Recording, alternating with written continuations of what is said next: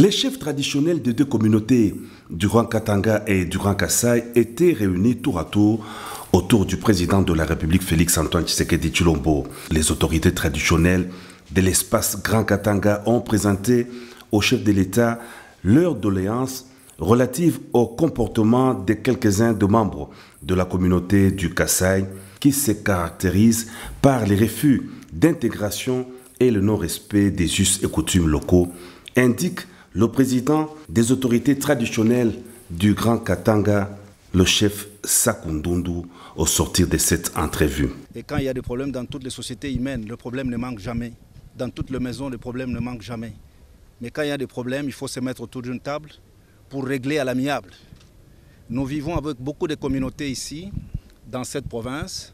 Alors c'est comme ça que nous avons l'autorité suprême à penser à nous associer à cette table ronde pour que nous puissions aussi apporter quelque chose, que nous puissions aussi donner nos conseils à nos enfants, parce que le brebis galaise ne manque pas dans toute la maison. Nous n'allons pas dire que c'est le problème de tous les Kasaïens.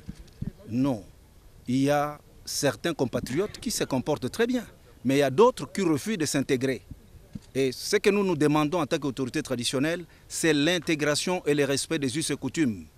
Les deux communautés kassaïennes et katangaises ont toujours vécu en parfaite harmonie depuis des décennies au Katanga, souligne le grand chef Lemba Lemba. Il stigmatise quelques égarements et salue la sagesse du président de la République pour son implication dans la cohabitation pacifique entre les deux communautés.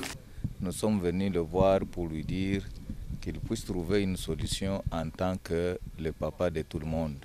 Qu'il soit Wewa, qu'il soit les chariomen, qu'il soit les sureurs, tous ce sont ses enfants. Alors qu'on ait aussi le temps de se regarder dans les yeux pour pouvoir identifier les problèmes qui nous divisent. Cette histoire a commencé depuis 1960, mais c'était déjà fini.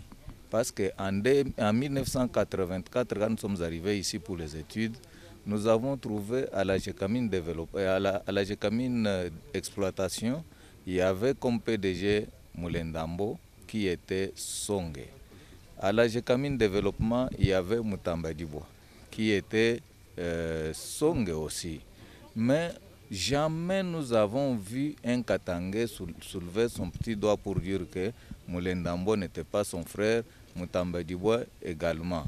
On vivait ici en famille.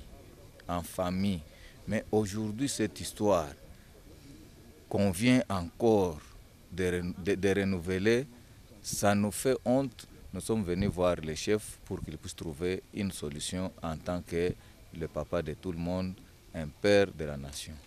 Un homme d'État et surtout un bon parent, il a dit qu'il va s'en occuper, il va s'intéresser et il va faire tout, par tous les moyens, utiliser tous les voies de droit pour que chacun de nous puisse savoir que personne, nul n'est au-dessus de la loi.